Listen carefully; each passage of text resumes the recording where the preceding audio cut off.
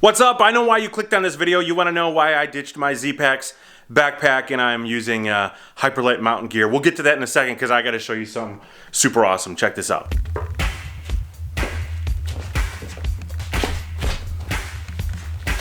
I can almost do a whole, when you go in the circle,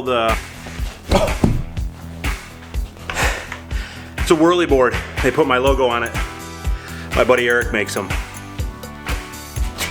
Oh, did you see that? Yes. What does this have to do with backpacking? Probably not much, but this thing is awesome. It's got this plastic ball thing here. It's got these other things here for balance, made by these guys right here. I worked with Eric, who makes these here in Wisconsin. Started it in his garage. You can buy these on Amazon. They're awesome. You guys really need to check this thing out. It's super cool. Oh, and for you timestamp warriors that like to put when the content begins, down in the description below, you could probably timestamp right about now. Okay, for you backpacking purists, we are back outside. So let me get the camera set up, I'll get the backpacks out, and then I'll walk through exactly why I'm not using that Zpacks anymore. Okay, so here it is, the old tried and true Zpacks Arc Blast backpack. I've used this for probably, I don't know, 3 years at least. I've got several hundred miles on it. It's been through every weather condition you can imagine, from wind to rain to snow. I've dropped it, I've scraped it, I've bushwhacked with it. It's been caught on thorns, it's been caught on sticks, and honestly, there's really not a scratch on it. It looks almost as good as the day I bought it. I mean, there's a few areas that got a little bit of wear and tear on it. Not too bad at all. So I suppose before we talk about why I'm switching, let's talk about why I bought this thing in the first place. I bought it because I was looking to save weight from the old backpack I had, which was an Osprey Exos 48. And I was looking for something that was similar in style because that backpack was really comfortable. And so I ended up getting this backpack. The biggest reason is it's got this like mesh back thing on here and holds it off of your back. It'll keep the back of the backpack off of your back. And that's just like in the summertime or when it's real hot out, it creates air there and it keeps the sweat away from your back. It's really, really comfortable, but this really doesn't work as good as you'd think it would. This top part right in here really squishes forward, so only like the bottom half ever worked for me, which I mean is better than nothing, so it did okay. And then I bought it because it's got this arc just like the Osprey did. So in a lot of ways, it was essentially like a Dyneema Osprey Exos. The other great thing about Zpacks is they're really customizable, so you can either get hip belt pockets if you want, or you can take these off. The problem with these hip belt pockets though is that they're attached with like shock cord, drawstring kind of things on here, and they've definitely come off on trips in the past. They don't stay on very well, and the zippers are impossible to open with one hand, so they're kind of a waste in my opinion. But you can get, you know, different trekking pole attachments and ice axe attachments, I believe, and for that regard it's actually really good. One thing I really dislike about this backpack is the back mesh pouch. It's really flimsy. The holes in it are too big. It doesn't stretch well at all. Stuff's always poking through it and getting caught in it. It tends to catch on branches and different things, so it's kind of useless in my opinion. It is very breathable, obviously, so if you want to put wet stuff back there, it should help dry it out. But other than that, it's just not what I would consider a positive back mesh pouch. Hopefully Zpacks would fix something like that in the future. But it's a good backpack. This thing is about a 55-liter backpack, or so they say it is. The Hyperlite Mountain Gear backpack also states that it's a 55-liter backpack, and it is much larger. So somebody please explain that one to me. Should have brought the Tyvek. For those of you that don't know, I do a lot of filming in my backyard, okay? All right, so let's talk about this backpack here. This is the Hyperlite Mountain Gear Southwest 3400 backpack. I've talked about this a lot lately over the past couple of months that I've owned this backpack. So the straw that broke the camel's back for me was when I was becoming a YouTuber, and I started to look back on some of the videos that I was filming while I was hiking, and I could hear this nasty squeak from my Zpacks backpack, and if I got some audio, I will play it right here.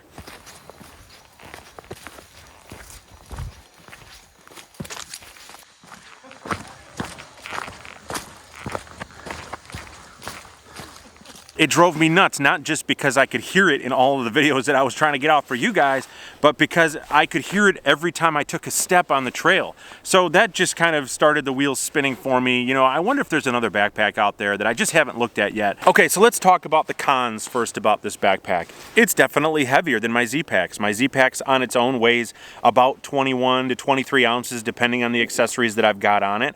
For you gram guys, I'll make sure I put that up on the screen. This one weighs about 10 ounces more. It's right around 32 ounces, but it's a much larger backpack.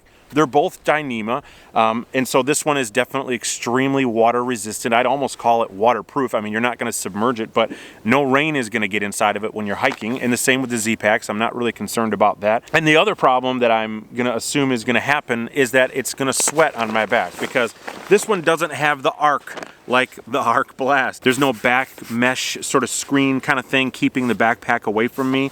So I'm a little bit concerned about that, but there are framed sort of stays on the inside of this backpack, so I think that's going to definitely make a difference, and it's going to help a lot. But the biggest thing that sold me about this backpack is its ability to carry more weight. And I wanted my video quality to increase, and so my camera gear is getting heavier and heavier. I'm carrying a DSLR camera, I have a microphone, I carry batteries with me, I am bringing a tripod with me, I bring a drone with me, so there's a lot of items that I bring out, and at about 25 pounds or so, that Zpacks backpack really starts to wear on my shoulders pretty heavily, and it definitely makes the pack really uncomfortable. This one definitely has the ability to carry a lot more weight to it. So these shoulder straps, for instance, are much thicker, they're much more durable.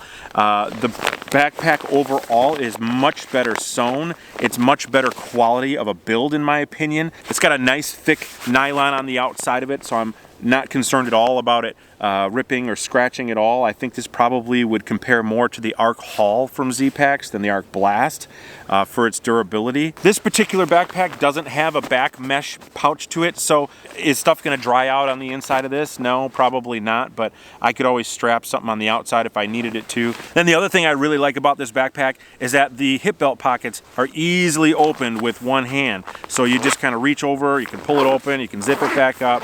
Not a problem at all. I don't have to take it off. I don't have to stop hiking. I don't have to try to reach around with my other arm or anything like that at all.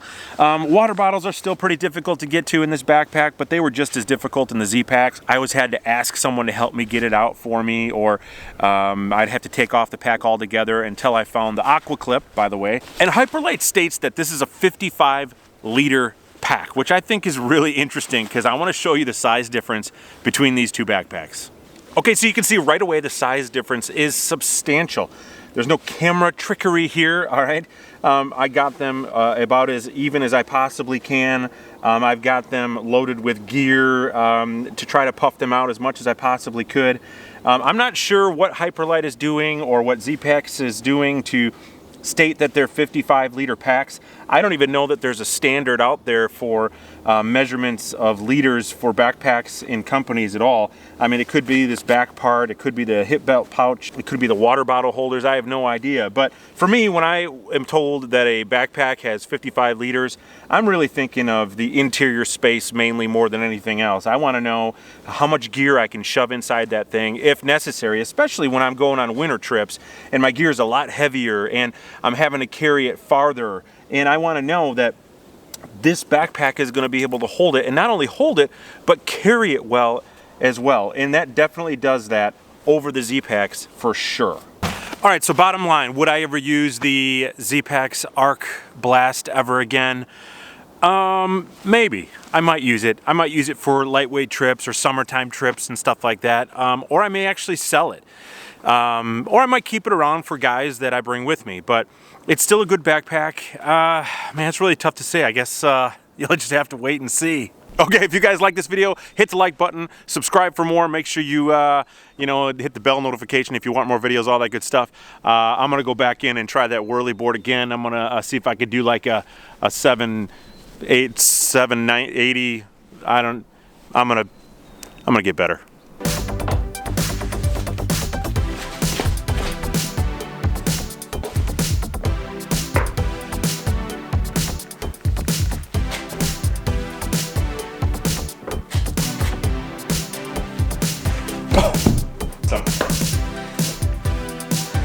Let's try it again.